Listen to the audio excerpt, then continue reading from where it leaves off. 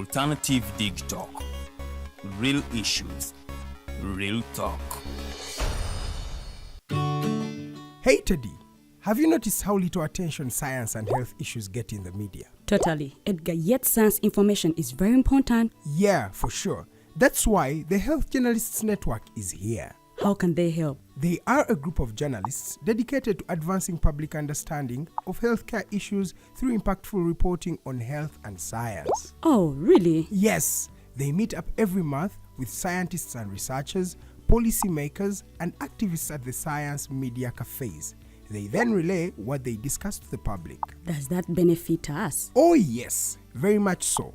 This helps with health and science literacy for a healthy Ugandan society. Okay. I love getting informed about science and health issues.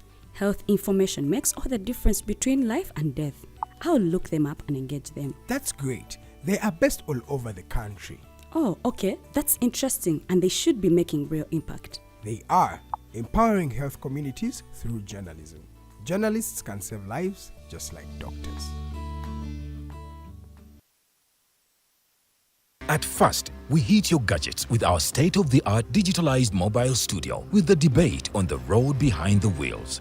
Later, we launched our magnificent studios located on Plot 1A, Sewagude Close, Lukulinanganda, Machinde, Kampala, where we bring to you our must-watch shows like The Mighty Drive, Monday to Friday, 8 a.m., Hotline, Mondays, 7 p.m. As for Legal Matters, Twins at Bar, Tuesdays, 11 a.m., Wednesdays, 6 p.m. is Afro-Caribbean Link, where we connect Africa with the Caribbean.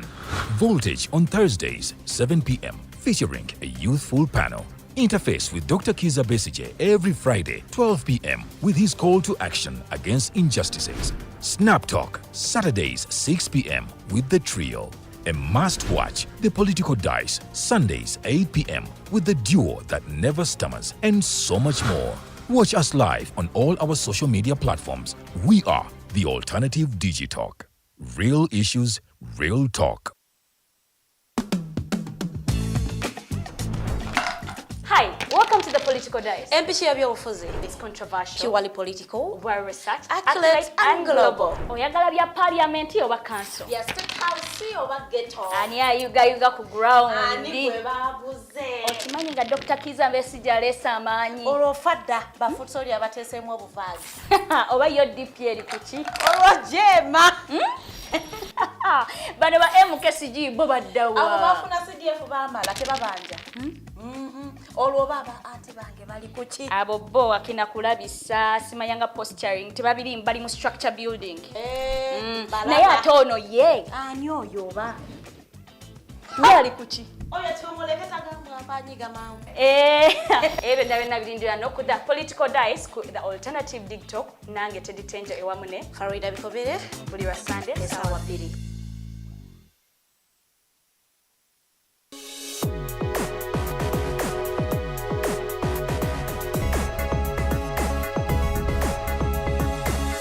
The Alternative Dig Talk. Real issues, real talk.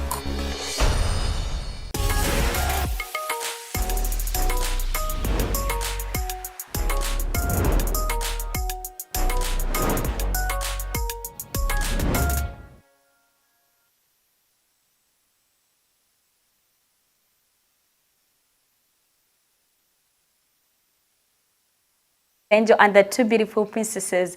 We are excited. It is Saturday again. We are missing a week in Neverampanvu somehow. But we are glad to be back here, yet with another topical discussion that is quite interesting.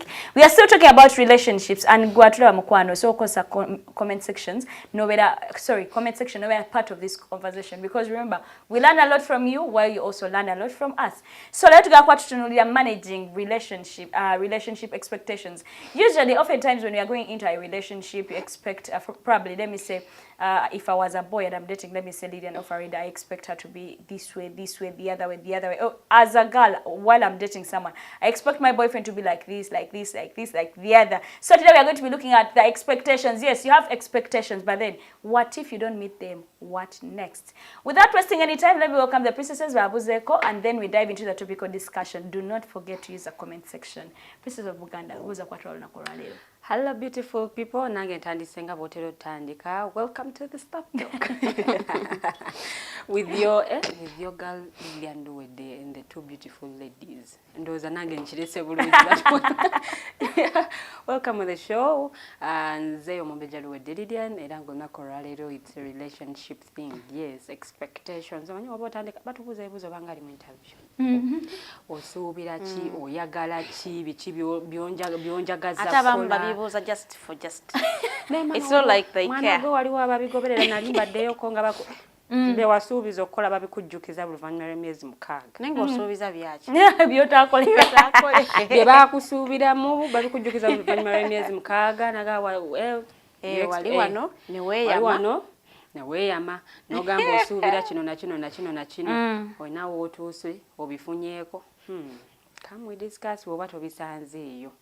Abamu balinnyisa bba nebeera waggulu nnyo nga bakyadeetinga. Wano bakakukwana bali oli expecting ebintu bingi nnyo because they have a picture gye baalaba nga tannabakudeetinga, so they expect a lot. Kati nasooka raising bba wali waggulu wonna wonna bwemutuuka eno olyokola nga it's the opposite of what you expect. Naga kale nali manyi wa kitalo nnyo nga bwalowooza nsibwe batukiza statements ezo nga ozuulira bazogerera eri nali manyi wa kitalo nga bwalowooza bannange. But come we discuss indeed. Princess of Bunyoro buza kwatala nakola lero. Musibye mutya bali ku Snap Talk nga mmwe mwasalawo okubeera ku Alternative Uganda bannayita obaagala nyera tobeebaza obudde bwe muteekamu ne data wamwe Facebook ekyalinzigala e Uganda. You need to have VPN. Naye gwe neweesi nogamba nja kubalaba. We do not take you for granted. We really appreciate you era tukusabira oyo Katonda tonda akutuwera ebyosinga okubanga ate omutima gwo guyayaanira. So olunaku lwa leero we are discussing managing expectations in relationships. Omanyi bwe tubanga tuyingira nga wakafuluma relationship ng'oyingira endala, the things you are saying, I am never ever going to settle for that again. So obeera obitemye bwoti and then you're like, okay, in my next relationship I am going for this nobeera gali ng'obitese ku list. So sometimes you might enter a relationship with a lot of expectations because that is what you want. Kakati munnange ogenda okutuukayo oba sometimes nga kyeyakulaga omanyi abasajja bakulaga kirala nnyo wano mu kutanda bakulaga kibamanyi kyoyagala olaba to win you and now when they win you babivaako ne relationship nebeerawo stagnant, so it is upon you stay or you get out. So munange, how do you manage such relationships nga bye wasuubira tobifunye eyo ensonga enkulu gye twagala okubanga ate tuwogerako. We are not saying get out, we want to advise you to remain, but how are you going to sustain that relationship? Thank you so much. I just love how they have all elaborated this entire topic. Kindly use the comment section because it's quite important, because oftentimes one thing I am sure of is every time you're going into a new relationship, you expect your new relationship to be better than the previous relationship. It's usually the expectation for all of us. But it so happens that sometimes it is either worse, or slightly better than the previous one or the best.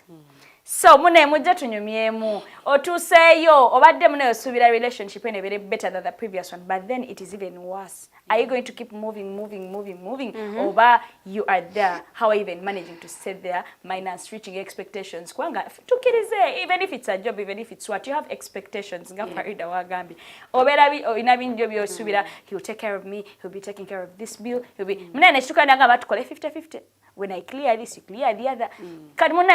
How do you cope up to live healthy in the relationship? Ate waliwo ebintu by'okugamba bya 50-50 bannaye saana kukirowooza kansi sikyagalira 50-50. Ekyo kintu tukyogera wano naye abamu bakirowooleza mu bills, but that thing is very wide. Yes, very wide. Ekintu nze sikyagalira ddala. So if you are expecting to have 100% or 80% from a man and then you find that one of 50-50, it is going to drain you. Yes. Because that is not what you expected of them. You see, you have your man who doesn't come in for you, like you are struggling, you need like 100K, and then he's also telling you how he needs 200k for something else. So no one is coming out for you. But what I did like 100 like at least funa etano kufuna ngereke etano. At least you etano kale. No, this one you are telling him manyi netaga ye mitwalo 10 nanga like me netaga ye mitwalo asata need to finish up something. So it is not like he is caring about what you want. Kale malirize ebyo nange malirize ebyange. So I mean that is not what you expected. You thought maybe you will have a partner who will come in for, you know, we all yearn for partners who will say like we shall see to the I will see how to handle it. Even when they don't have a solution to it. Yeah, that's true. At least they have just given in kalaga ka positive indicator at bana we yadenga tibagenda kisolvinga, but at least they have given you some kind of hope. So when a relationship zinengeje zikutabulamu awo nga expectations zitandise okubanga ze wabalanga kuminga alinako ngemu kale bbiri zatose zatuziriza naye endala zote zisigadde wapi, and then you just have, you're like okay, that's a relationship najivam, not because the man was bad but maybe he was not doing the things and now he is also not doing the same. Will I begin to regret? Will I keep moving? Now you know I am going to stay here. When you decide to stay, what are you going to do? Yes. I think even first things first, I would just ask just a quick question. Farida, do you think it's really ideal or necessary for someone to go into a relationship expectant? Or it's better to go open-minded of whatever comes my way, I am ready to mix and mingle? Nze saagala kubeera ng'oli munnayuganda omu gwe twalaba muze nali sirina kye nsuubira ekijja kye kijja ng'obulamu talina bwe yabubala yaggwamu essuubi muze sirina ye nabalabulamu ekijja kye kijja. Me when I enter a relationship I should be having expectations from that relationship. Okay, and Lilian, what's your take on that? Obuzibu obuliwo bw'otandika okubeera ne expectations bitama, because I think abantu abasinga tebakitegeera. So to me, I think it's good of okubeera open-minded. Obutasuubira kingi. Because wotandika okugenda ng'osuubidde ekintu nga they over-disappoint. Ng'okirina mu bwongo obwo, you would want that person to meet those expectations. Yes. If they don't meet them, olabye ddala ng'oli disappointed, oggwamu amaanyi. So nze naalyagadde oba ne ngenda nga ndi open-minded. Okay. So I expect you to respect me. If you don't, anyway, I didn't expect that from you. Who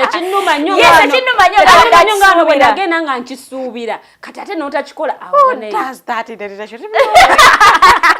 Anyway, to our viewers, tell us which side are you? Do you think it's better to come open-minded or what you're doing?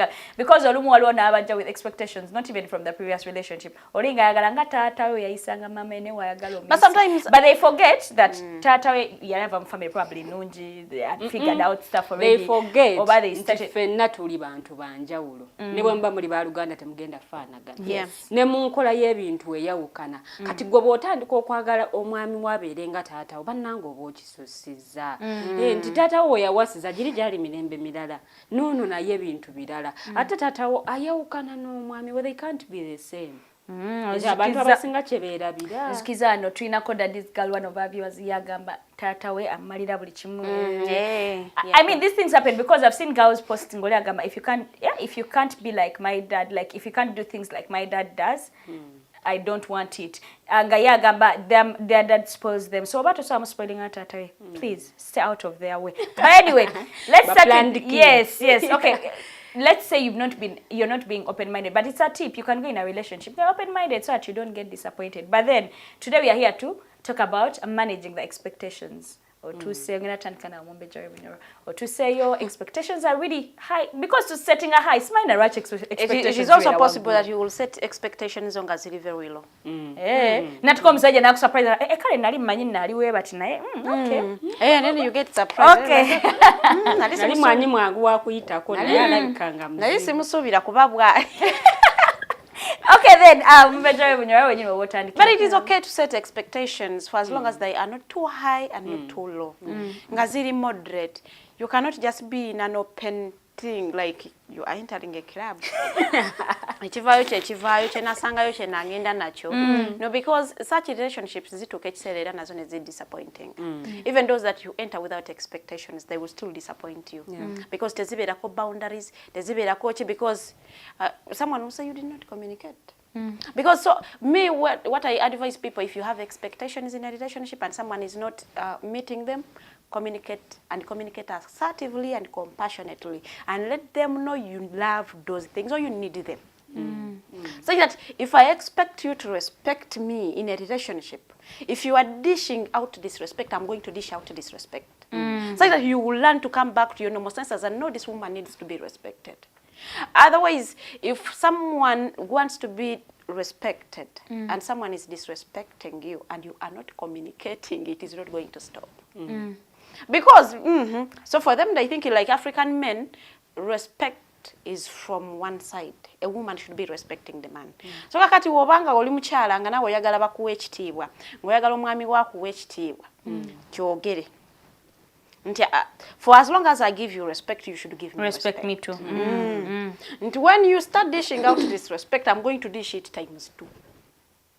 Such that you know obuzito bwakyo kyokola. So when you have expectations, don't set them too high. But even those that you have set as moderate, zogere omuntu azitegere. Bulungi nnyo nga tolina na kyekubira teweetiiririra, because buli wona atandika compromising on the things that you want. Naddala nga tuli mu relationship elirongota, mumanyi waliwo buno relationship bwogamba you do not know where it is taking you. Naye you are just there, you are wasting time. Oli muswinging. You are wasting Moving time. along. You are still in the market anyways. You can osobola ogulayo ennyaanya tennayengera eyengedde nnyo gy'osobola okulya etaasulewo, so you are still picking around. Bwabanga oli mu relationship, you really want to settle with this person. You should not compromise on things ebinyigiriza relation feelings izo. Because bigenda ku happening the whole time, throughout your entire life. You compromise on them, and when you compromise on something for 10 years, you don't come out complaining about it. Because someone is going to ask you, ngana lingambe kola linga toyogera. How come that is the first question they are going to ask you. How come kati lulina chikolanga kati nyabo omeza amapapa kati walaba you can talk back to me lulinga linga to chikola. It is because luli walabanga watya. You couldn't assertively communicate what you want. So kati owulira naye kisuse, because sometimes you will want to put up with someone, maybe because you're like kamalega chikola kati nolabanga omuntu asuka, so kati omuntu bwasuka they cannot realize basuse nti akunyigiriza notuka nowuliranga okoye. They can't realize kati wovirayo okwogera gobo it is here. Kati ye wakubuliza ngobadde nga tokyogera, you get. So nze bobanga ina expectations zo communicating up front, omuntu azitegeere. Mugambe olaba, me when I am in a relationship, it is 50-50. You get home, I am not home, prepare tea. You will not die. You will not die. You will not die. They will wait for you. Like I've been to be very obyogere such that people know. Wabula era abamanya wabula yonala tukanoga sinatika kocha because abakumanya. That is what you want. So kakati relationship a long term, it is always important to state things you expect from your partner. Because si muntu gogenda dropping off, you are not dropping them anywhere. Ogenda kutambula nabo your whole life. So you have expectations, communicate. Mukwano kinonzi kyo, I am not going to compromise about it, nkyagala era sigenda kugamba mba I don't care, I will care.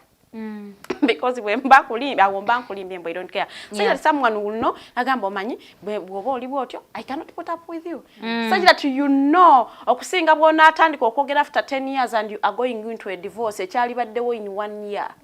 Because waliwo omusajja kyogenda omusaba agambe nga tonana kuzaala agambeze mukazi wange ebyo tabikola. And then you are like, as your woman I need to do that.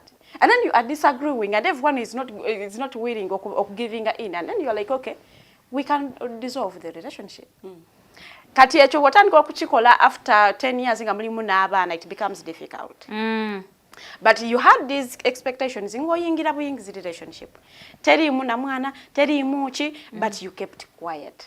So ba mikwano, set your expectations. Not too high, because really high is genda kubeera disappointing. But not too low. Tosobola kutandika kusetting expectations zo mu relationship nze for as long as omusajja akoma wewe akoba akomyewo ku 8 for as long as he comes back Will you put up with it forever? Kuvawo gwe wafumbiddwa oli wa myaka 26, let's say up to 50 ng'omusajja wako makusanga musanvu gw'ekiro and you okay for as long as he sleeps at home. That is something lot to set because ajaga kasito wangi kasita nkomawo oba akomyewo ali drunk oba for as long as he comes home. So I have a friend, for her I think this is also an expectation. While you're dating she'll always tell you the soza ngoi. So you come knowing. So you come knowing she will not wash clothes. So even when you get married, you know, in our son, we're going to feel free to tell you those boyfriends of yours things you don't do because you know you're going to be forced to do things before you know it. So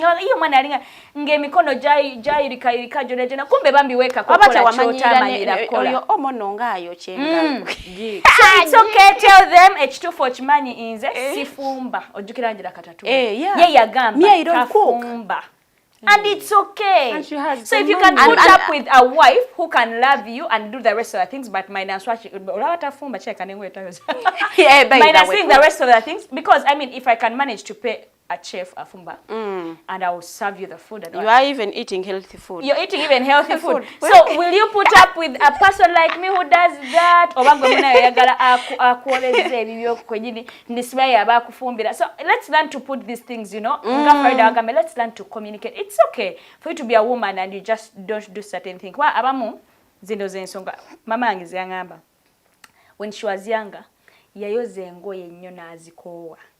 So nasalawo we yakula teyadda naga kastamfu no obusobozi yes n'abaana be teyazibosa because she got tired. So there is one person out there who is like that ngayaga maze mbuto nayoze ngoye n'ezikoowa. So wenkuza sigenda zoza. Don't expect me to. Oshege songule washing machine ato ngambe mbunze zange tebazusa washing machine. Sima washing machine egubye ngoye sima yange ezikaddia sima yanga bichi.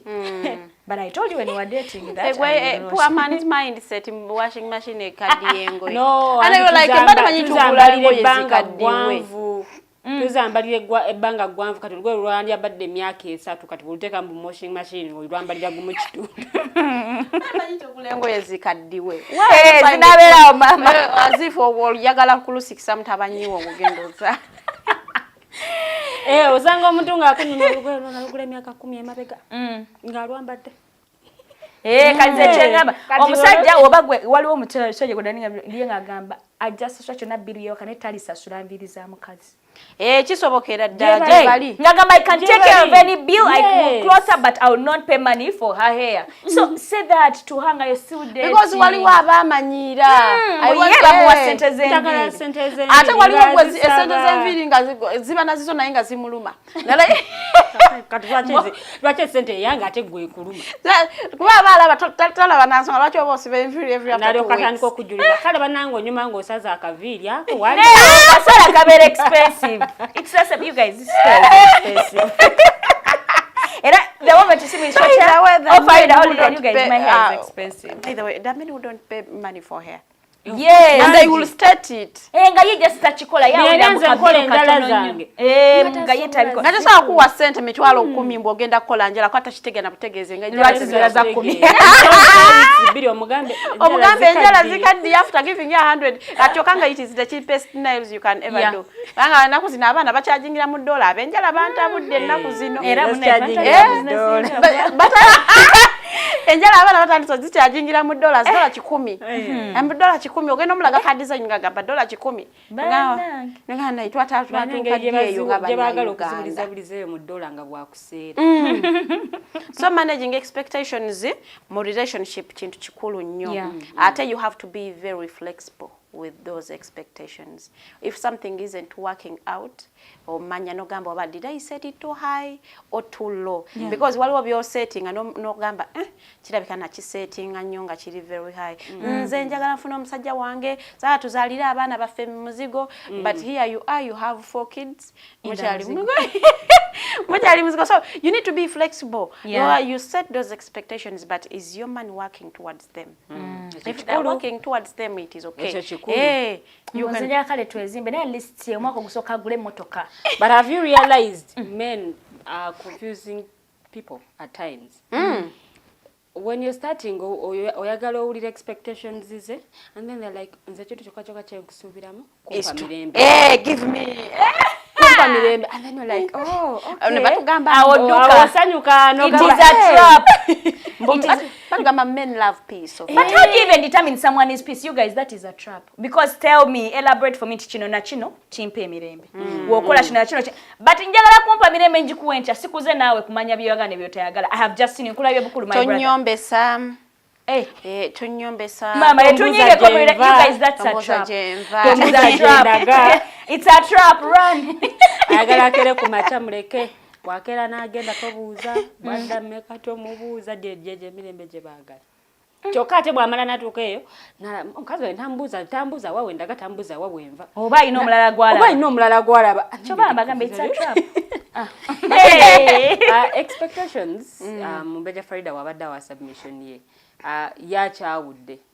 One thing I've realized to getting nnyo oba excited n'ebigambo by'oluzungu ebimu expectations biki oba byewali suubidde mu relationship oba byosuubira mu muntu ono kati abamu bwe tugenda ku Google eyo nga tutandika okugjayo ebigambo ng'otandika okugamba kati nsuubira partner wange okumpasa because olina mukwano gwo gw'olabye badetinze emyezi 6 ne bamuwasa kumbe ekisima kyamukuba bukubi n'otandika okuleetamu ebyo nsuubira partner wange okundabirira buli kimu yaleeta 10 aleta chana mwenda ndetemu. But there are also ages you date and you know these people are ready for marriage.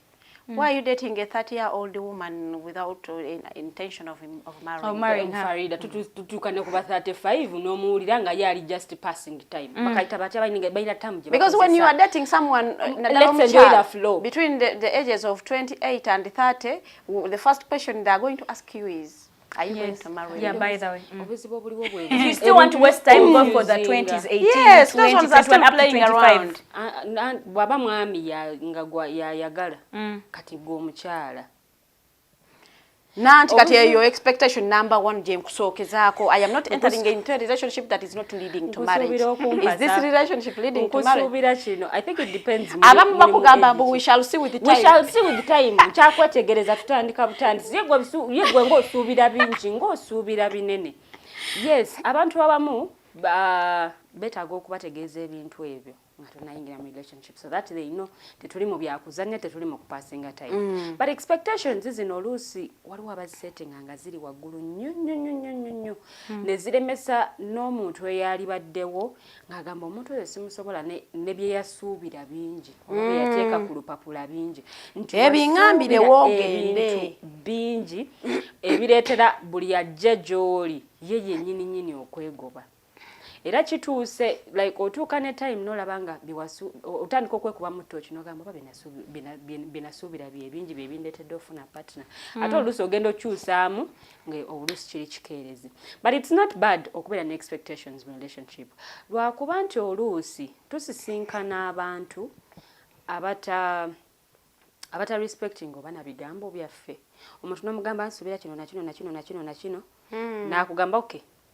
Nkitegedde namutandika okudatinga biwasuubira akola opposite yaabyo kyokanga yakusuubiza obikuuma n'obimujjukiza n'olabanga abibuzaabuza abamu wano n'abimwenyezaamu bwabisekerasekeramu nali simanyi nti oli serious okutuuka ku eyo level. But going with an open mind ekendezaako ku disappointments zetufuna oluusi nti nagenda nensuubira mu muntu ono ABCD naye ngenza because bwe tuba nga tugenda dating abantu tusooka ne physical appearance nolaba omusajja anyirira omusajja akola naye ng'oluusi tomanyi nti naye byakola oluusi tebitambula nga bwe yabibala so ogenda tukola omuntu ono ogambe njagala omuntu agenda okundabira n'otuuka nga bambi finances ze like afuna naye oluusi ng'alina olunyiriri olumugoberedde wansi awo so nga kagenda okuwa katono naye nga tegwe wasuubira omuntu ono okuteekamu ssente zonna because omulaba akola nga ssente azifuna. So it's good okugenda ne open mind ekuyambako obutagetinga disappointed in the process of you guys dating. Nti bw'ona ogenda ne by'osuubira nga biyitirivu bw'ona osanga omuntu nga kyewalaba si kyali ogenda kumenyeka omutima ogenda kulanga ne relationship ekutamye because for Lucy olaba omuntu no judging nogamba una ali bwati ne bwati neddo no kansubira ali bwati ne bwati no onajja sobola okola bwati ne bwati naye ogenda okumudatinga ng'ate ebintu bye wasuubira si byebyo ebintu bye wamulabamu gwe nga temunnatandika kudatinga mutandise okudatinga nga it's the opposite gwasuubira mbu ayina ssente empitirivu oba oluusi nga naye yeeyiya bweyiya nati ensonga lwaki ndi mu kugamba state your expectations such that you can know if you are not meeting them kifulume because that is how those men are making you mothers and they are wifing some other girls who are stating what they want. Do you know that omanyi lwaki these days abaana abawala abamu tebakyafumbirwa it's because of setting expectations eziri very very high agenda okujjukira okutereezaamu ekintu kino ng'emyaka already giyiseewo. So it's good to go with an open mind. Setting as very high, ate setting as very low, but set expectations because we are seeing abasajja making girls mothers ne babaleka mizigo omwana omuwala najja namustatingira nzo okwagala olina kumpa kavitizi ne bakamugulira okwagala olina ogende ewaffe olubutolwo n'amala n'alukira olina ogende ewaffe ne bakwanjula and if a man is chasing on you they are going to do what you state for as long as they are interested in you kakati wonna obiteeka wali ngamba if you want me bikole bwoba tobyagala tebijja kukolebwa ajja kikola kyova laba bali mu kudatinga n'abaana abawala myezi 3 ne bamugulira Range Rover nga bakuwase ewamwe tebagenda ngayo n'akasawo ka sukali ak'ekiro 25 naye ng'okunkumudde abaana nga bana naye ng'omusajja takwebazanga nako and then I get a side chick somewhere n'akatonere mu motoka. No, I think yes, that is so true, but buli muntu ku nsi kuno ayina omukisa gwe kiyinza okubeera nga kyatuka kwono ate wono nekitakola ki because era tulabyeko be basiima nga amuzaddemu already abaana n'agamba omukyalo ono neetaaga okugenda ewaabwe nga already amuzaddemu abaana but yes it's good to set expectations naye oluusi kisukka nga byetukulembeza mu relationship gw'oli bibbize byotadde ku mmeeza ate nga si byebikola. Most of the times people who set expectations bonga bo tebatuukiriza ate nabo kibasuubirwamu yaba atunulira the other side ntajja kusetinga asuubira gwotuukiriza naye ate ye tatuukiriza ezange nawe setting ezizo ongambe bye mukyala wange nkusuubiramu ABCD so bw'obiŋŋamba I am going to work very hard to make sure I meet your expectations oyagala munaye bambalanga hajati how do that oyagala basale amviri how do because that is what you want. No, I think it's when it comes to mine okwogerezeganya kikulu nnyo nze nganze onsanze ndi bwenti ne bwenti ne bwenti no naye nannyonnyola nange ndi bwenti ne bwenti ne bwenti tusobola okumatch tusobola coming up with something nti yes but if you set expectations oluusi ziba limitinga ne kubye mwali badde mwagala okukola ne kubye mwali badde mutuukako ziba limitinga anti munange ono yasuubira kino bwe si kituukiriza agenda obeera nga ali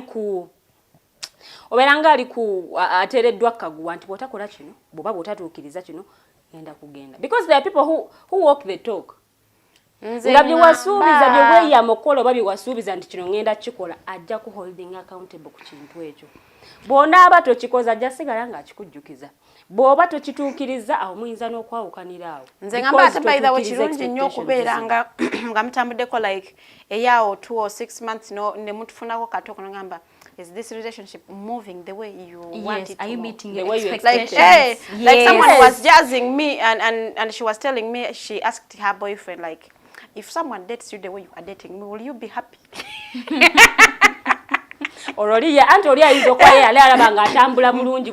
Okay, if someone dates your sister the way you are dating me, will you be happy for that man? So at times mufuna butoksi bano muogere nga abula relationship mubaye kacheka ako mu checking mumulayo ngambe kabula relationship ya fejeraga simanyiyo sigira communication is key mu relationship yo na bwemba munatambula communication is key era wano omuntu omugamba naye bwabanga wa setting expectations omuntu ono bwabanga tazituukiriza most of the times bebiretera n'omuntu okweta mwana atambula n'agenda because oluusi betulaba wano omuntu omulabira wali n'osiiga ekifaananyi ogamba ona nalabika ali bwati ne bwati ono like ajja kubeera bwati ne bwati n'otandika okumusubiramu ebintu bingi nnyo naye ng'ate ono omuntu either kyewasuubira si kyali oba naye kennyini ekifaananyi kya portraying nga kya bulimba because we date people betutamanyi tomanyi mutima gwe tomanyi intentions ze oriskinga nze n'ogamba okay kangende n'ono oba kangende naye oba tulabe ebintu gye binaakola ki gye binagwera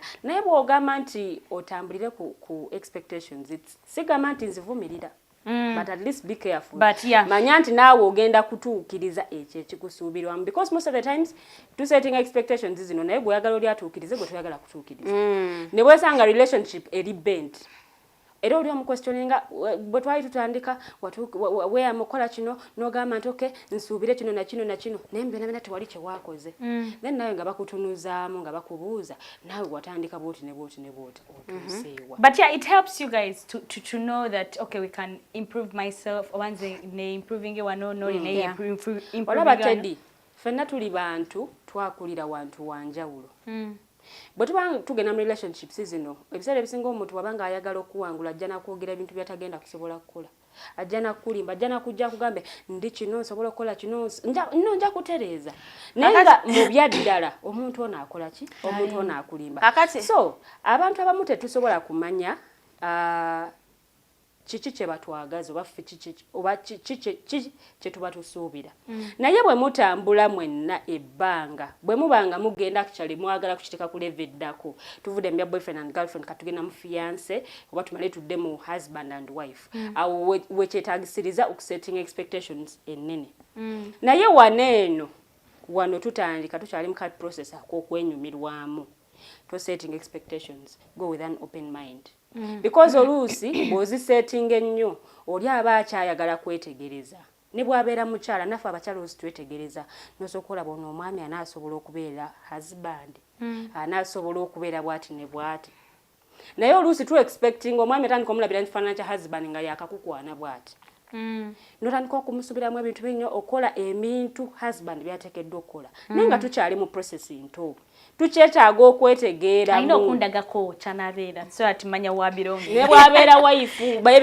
batwala girlfriend ne bakozesa emirimu buli weekend obeereyo mukwoza engoye oli mukwoza ebintu that is a choice those things even have nothing to do with wifeship and all that you guys you think those things on your own risk ambwa bakulabira oba onoosobola obufumbo abakulimba it is because now those are expectations we are talking about. And you are telling people to enter relationships without expectations. Let me tell you, if a man is good, wants a woman, the men who want abachala bewaka like tajja kwagala, they want to have lunch and then they will call you to go out for lunch. They will want you on a weekend because they know you don't work on a weekend. Maybe they know your schedule ends at 7 p.m. on a Saturday. So they expect you on a Sunday to be at their home preparing. Why? Why? Because that's what they want. Won't I pray? Won't I pray? So, if you meet such a man and they don't communicate, you are going that's to get, what they want. You are going to get problems. Every time they are going to be complaining about you not She's cooking. lazy. He keeps throwing it on you, like or for you to realize it, there is something you need to do. So, nayenga watebwa communicating. Chiba chirungi nnyo muntu nakitegera namanya nti ono yadde nkyagala kino takisobola. So if I am looking for a woman in her, then she cannot do that. Mpozi n'ekirala. Ebintu ebirala byentera okugamba abantu nti teri relationship ntono, teri relationship nnene. There is nothing like kubanga relationship gyogenda okubeeraawo nga togiwadde nnyo it may lead to marriage. Ate joina munyo high expectations and then you think this man is going to wife me and all that. It may not lead to marriage. So the things you cannot put up with in a relationship. Nga yakatandika ne bweba yasaawe muna akikola communicate. Tell him ekyo sikyobola kikola because ebintu byoguminkiza the things byobuusa amaaso nga relationship yo yakatandika bye bigenda okujjayo mu bufumbo. Because wano nanti twaitu akatandika nze ngamanya akyali mupya ajja kukyusa ebyo byennyini byoli mu kubuusa amaaso ebyo bigenda kujjayo mu bufumbo. Nebyo byoteekako amaaso era bisobola okujjayo mu bufumbo ebyo bya omusajja gw'osanze wa myaka 38 byayiwulu change himu tebisoboka. But it is possible to change. Kyusa musajja wa Just so the chances are really very it's possible to change. Expectations zibera bwezityo yinzo obutazogera nga zikuli mu mutima. Kakati yazikubeera mu mutima yadde tewazi communicating. If someone doesn't do something, it is going to hurt. It is your birthday and they have just kweyisa as if they don't know anything about you on that day.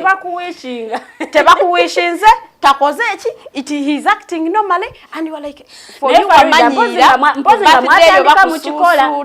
mwatandika mu kikola oyina mu questioning lwaki mbutuufu tompishi kati awo expectation yene bwoba tewagimugamba gwe muli kikuluma but you cannot now kuvayo complaining because tewakimulagako nti okyagala. Last time I was reading a post of a woman ngagana yabadde birthday ya bawange and I wrote him a message nanzira mumbu you know abakazi how we mean with kutona and then she just wrote her husband a message ngali ku mulimu bawe namugamba action speak louder than words.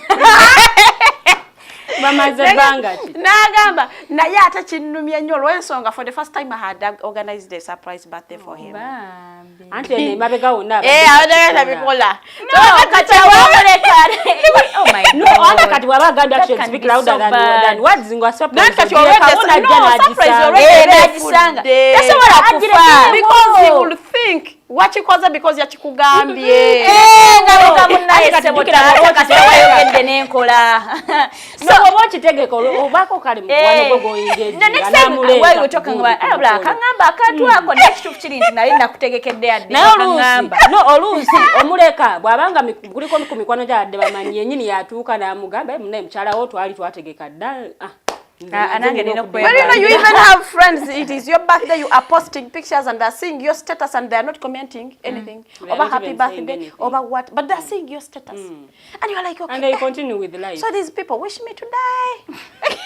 Because for sure, someone.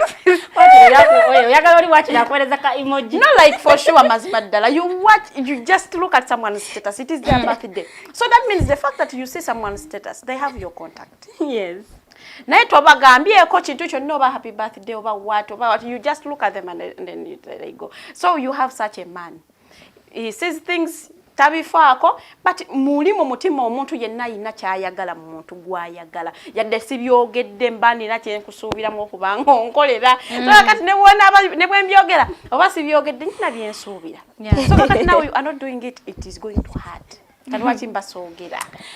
Anyway, to the people that are watching us online, dating omusajja nga mufuba utolina kubaawo na expectation bwaba takuwishinze ayinza n'okubayira ddaba n'ebintu binnyo bye bakwasaganya naye tebatera wishinga ayina family ejakwasaganya ne mukyala kaso watagenda kupostinga yeshua deal ate bwobanga oyagala okupostinga okiba ne betwagala abatali bafumbe era tebatupostinga wali wamyaga twogerera ku laavu y'okuba nti bandagalira ewaka ate kati ate akunyonyola lwaki takupostinga mwatandika akugamba nze saagala laavu ya mulwakino kyaffe kubanga neobanga gwe kale toyina n'omu gwali opostinzeko biki tobinyumiza nze it's my birthday, it's my special day. Kati oyo mwami omufumbo ogenda mutandika obuti omugambo nti no omufumbo it's understandable. But Farida wagamba when to dating, my dear, you'll explain over it is done. Not because of not posting me, but I need to know why. Bichebe byo when kati omwamanya oyagala nnyo ebyokuteeka ajja kuteekaga enjoy your new age nga gwe weera baweka. Still you'll explain.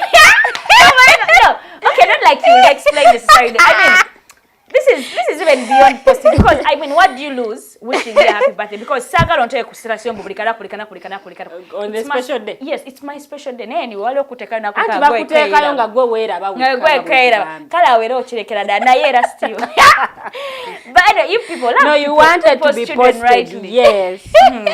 Kubanga imagine era ngoli yabuza imagine your sister is being loved like you're loving someone's daughter. How will you feel? Anyway, munanga abo ajja kwekaza akulaga nti ye munange talina buzi. Talina ya nze njja kufuna. Gwa yomba gwa bamanyi era gwa aba n'omutesi mu relationship ya. So to our viewers, we had said you use the comment section. Waliwano council agambye. Facebook should allow them to comment using voice notes. Otherwise, words alone may not be enough. Maybe you should summarize. Summarize so that we keep the conversation. Yeah. Going. So, onagambe naye nga lwaki oba postinga. Postinga. Eh. Postinga. Why? Oli mufumbo bakukayanira. Bana abasajja tuli bangi abasajja bakayanira mu baweyo. Ka video ko mwami gwe bagamba atumire ku mukyala we naga mukyala wange nkwagala nnyo tumogera amanya ne wali naga no yemanyi mwagala.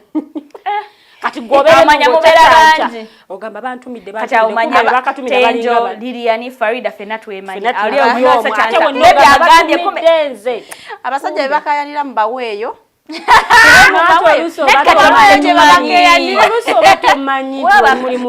Seriously, me if you can't post me rambera manyi bakukayanira atenze I can't compete. Era nga nkuleka identity. Nanga lwaki takuposting omuswaza? We bank uswaza lwaki on dating in the first place. Abla you explain. Hey, bravo. Neku simu sinyumira. Anyway, omwami ono yagambye omwami just omwami Kalyango Musa yagambye communication is paramount in a relationship. However, respect is honored.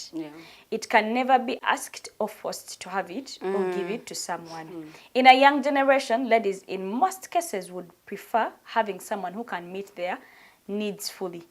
At the same time, such people are always not worth walking around in the community of friends in the same circle of age range. What do you mean? Why even dating someone? What are you saying? Abamukulu wabanga yawasa tosobola na kutambula naye because tubane needs of all yawo zoyagala omuntu akliya. Oh, so as women usually twagala meeting us naye akugambe mbu tugendeko ku movie together. Atambulanga jjajjawo. Atambulanga jjajjawo ye byabigendamu.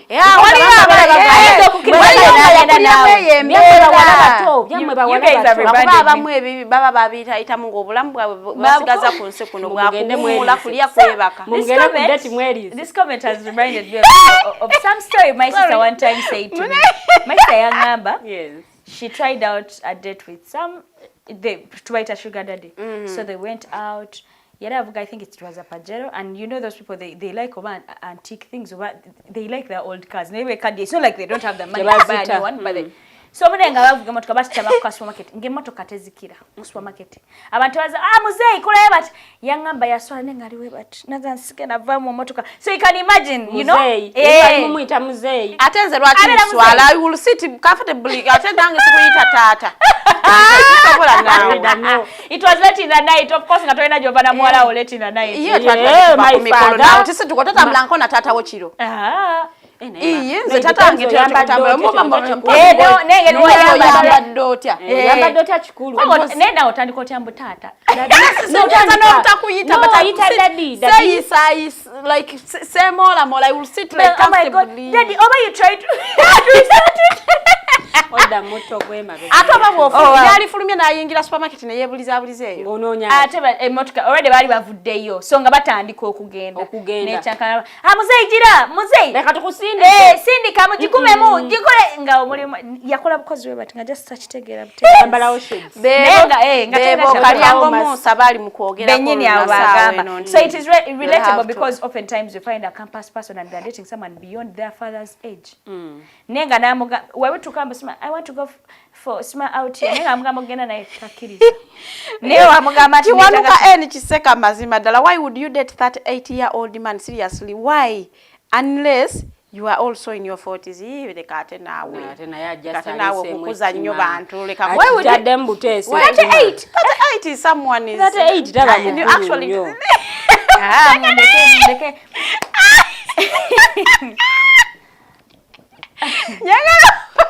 Tata 8 taba mukulu. Tata 8 aba mukulu nnyo muleke na that 8 depends. Boboli 18 aba mukulu. naye bw'oba olinga 20 nobera 22 nadda tosuka nobera 24 actually batugamba nobera 22 38 gwobera olina batugamba marriages ezilastinga mbu omusajja alina okubanga ali older 10 years and okugenda waggulu nanti kati wano mba mweraba mu kawompo onaabanga mwana akuddako sister w'omukulu mpozi 40 year old kiseka 38 kiwanvuyiza nnyo naawe mwana muto But why does it sound like muli mukwegolerezaako? Tusirise. Ayongeddeko n'agamba tumuhimise aba yakola. Kiwanuka ayongeddeko n'agamba tumuhimise no man I am 46 I can only date 35 plus. Hey, okay. I am 46 I can only date 35 plus. You can even date at 20. Even at 30-year-old really with a 40 it is it's fine. It's fine. It's no better on our 30 or you are 46. By the way, before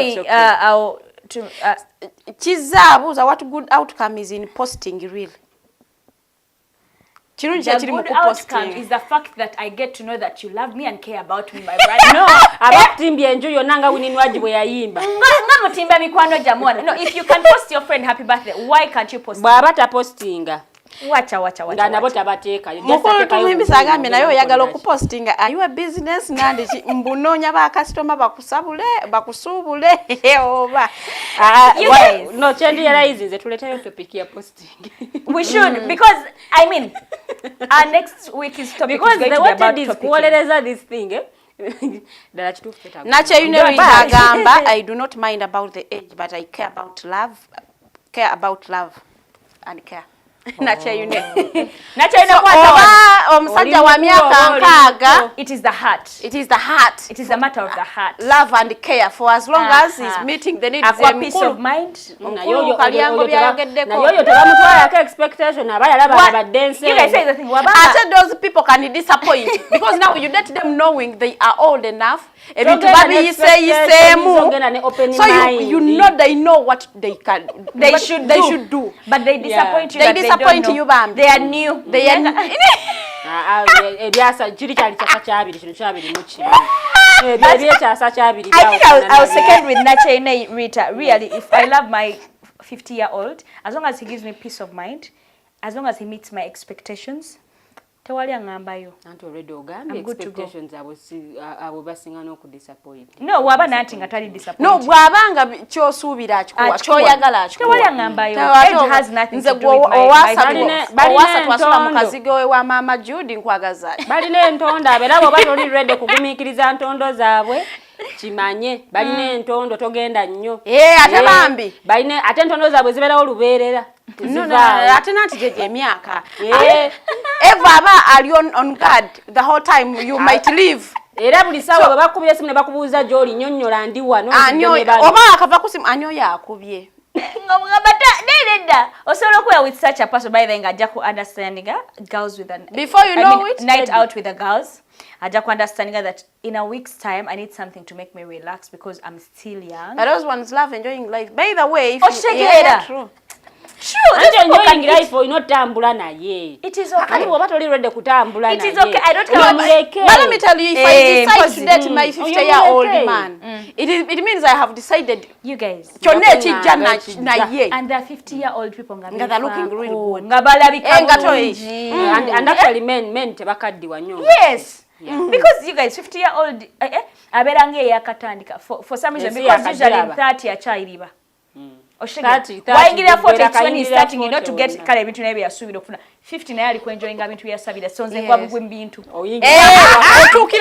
otukira dda mu bintu nenyamira so toina chemungamba yo namwe by the way time is running very fast relationship etali munyo sente ba mu amateeka mangi eyo yesinga n'okubeera mu amateeka nacha yune azemu natugamba nti obuzibu bwa love y'abazeeyi kulondoola na kulumika amasimu n'emikwano gy'oyina. Yes. Chitufu. They will ask you have to explain everything you posting nnyo. Why are you always with that man? Atele munanga atele rongo oluddeyo ku mulimu. ate badde memory yaba abantu munaye tevaako bobanga wamwambira nti ono ye mu best friend wange abayagala amanyire n'enamba y'essimu kati webeta Farida basooka kumbuuza ono ettenjo yabadde ki ekyabatuuseeko ekyabaleetedde okwawuka omwami tumihimbi yagambye nati mwagala nnyo ebiswaza nga okubanga ogenda kwanjula omusajja w'emyaka 59 eri taata w'emyaka 55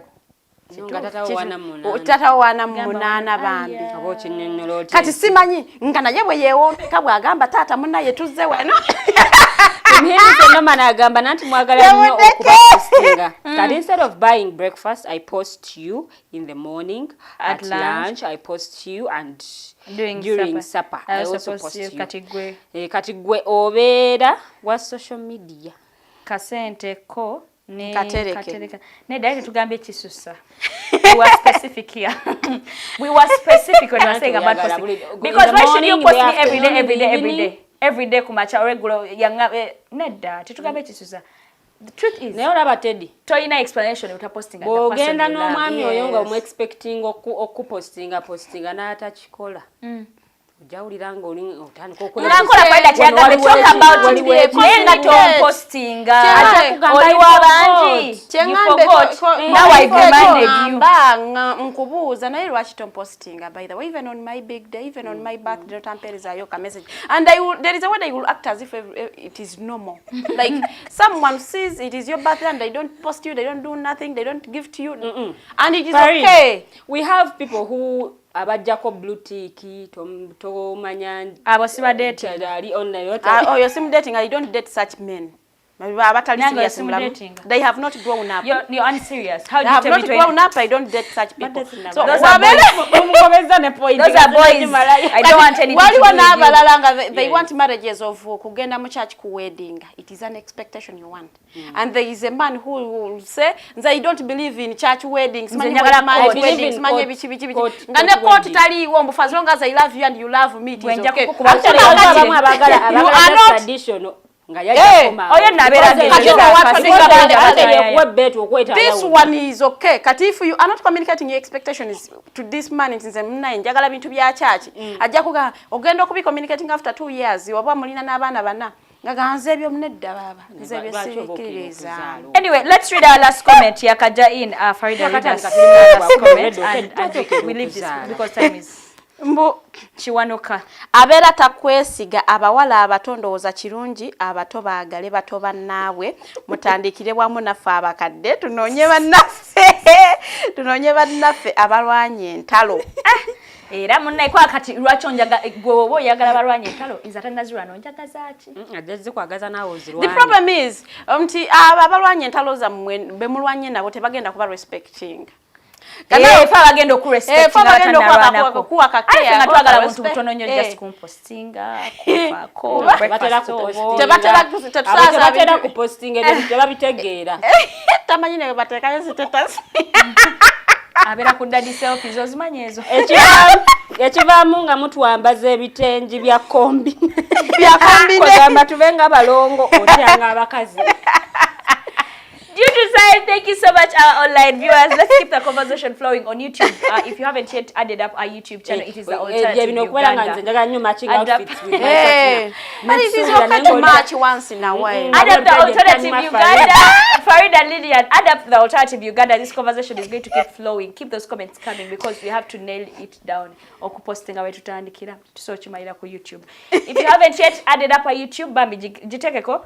Agenda kwenda share agendayo and we keep the conversation flowing. Due to time, each one of you should just say something in a minute. In a minute? Okay. Abaana abobulenzi n'abaana abobuwala bwembanga muyingira relationships, state your expectations and communicate to them. Oba oli musajja gamba omukyala nze kino ne bwe kyensuubira mukazi gwendeetinga. Omukyala gwendeetinga tagenda out nakomawo ku 5 such that omutakikola kuba amanyi tokyagala n'abaana abobuwala nammwe bwe mutyo mwogere ebintu bye musuubira muleme kwekkiriranya because those things affect you in the future. Thank you so much, Farida. Me, I want to conclude by saying prioritize appreciation. okusinga ezo expectations because oluusi bwe ziba teziri met ojja kumaliza nga relationship ogivuddemu then batandika okubalira amalya otandika oluusi okweraba nga wayisewo ebbanga nga oba nze nali obuzibu oba nze na setting expectations ziri very high so nga Farida wagambye nti musetting bwe muba musetting expectations musetting at least nga ziri moderate to setting ziri low nnyo ate setting za waggulu nnyo but as me ngamba gena ne open mind because people can shock you. Okay, thank you so much, Lilian. Thank you so much, Farida. My take home would be, with the camera all pointed at me, my take home stands. Mupostige kubanatu. Muleke watu weke feeling like as if we are competing, we are fighting. As if tulibya kulanyisa bya hizo. Posting omwana wabendi webera birthday we birthday mu posting webera nga girlfriend we birthday mu posting. Mutimbe. Yes. What oloza chicha afuna mu posting zete wali but it gives you a guarantee to know that hey tetumuli zaliko. Ate bo posting ate wendiva ko mulala aliberako. Happy birthday my love. Don't say happy birthday. Enjoy your new age. You will. Enda kudita. You'll explain. Mwade balabi bali guys, if you are there and you have business, I mean, you would want to advertise with us, you would want us to come at your workplace and, you know, kind of have a memorandum of understanding, capture things for you. We work in communications, we manage pages, we do a lot of things. Reach us on Facebook page. I thought you can just hit the inbox, nibakudam immediately. Yes, if you have an advert you'd like to run, or bango yagala kala acting a certain advert.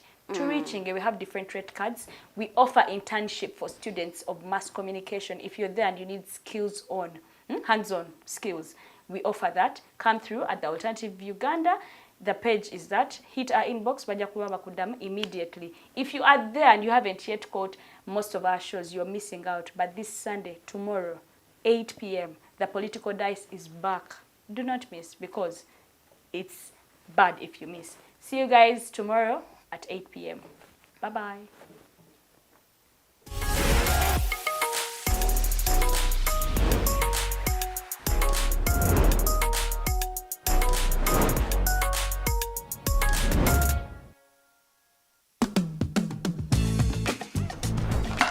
Hi, welcome to the Political Dice. It's controversial, purely political, well researched, accurate and global. Oyagala bya parliament oba council. Yes, state house oba ghetto. Ani yuga ku ground. Ani bwe babuze. Okimanyi nga Dr. Kiza Besigye aleesa amaanyi. Olwofadda bafutoli abateeseemu obuvaazi.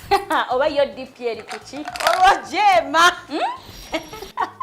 Bano ba MKCG bo baddawa. Abo bafuna CDF baamala tebabanja.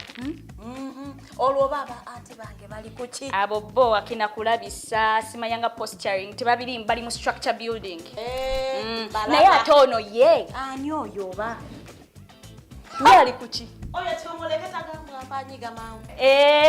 Ebe na birindira no ku the Political Dice ku the Alternative Dig Talk nange Teddy Teangel ewamune Farida Bikobere buli wa Sunday esawa 2. At first, we hit your gadgets with our state-of-the-art digitalized mobile studio with the debate on the road behind the wheels. Later, we launched our magnificent studios located on Plot 1A, Sewagudde Close, Lukulinanganda, Machindye, Kampala, where we bring to you our must-watch shows like The Mighty Drive, Monday to Friday, 8 a.m., Hotline, Mondays, 7 p.m. As for legal matters, Twins at Bar, Tuesdays, 11 a.m. Wednesdays, 6 p.m. is Afro-Caribbean Link, where we connect Africa with the Caribbean. Voltage on Thursdays, 7 p.m., featuring a youthful panel. Interface with Dr. Kiza Besigye every Friday, 12 p.m. with his call to action against injustices. Snap Talk, Saturdays, 6 p.m. with the trio. A must-watch, The Political Dice, Sundays, 8 p.m. with the duo that never stammers, and so much more. Watch us live on all our social media platforms. We are the Alternative Digitalk. Real issues, real talk.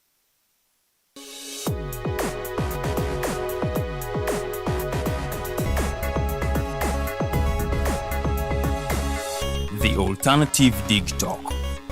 Real issues, real talk.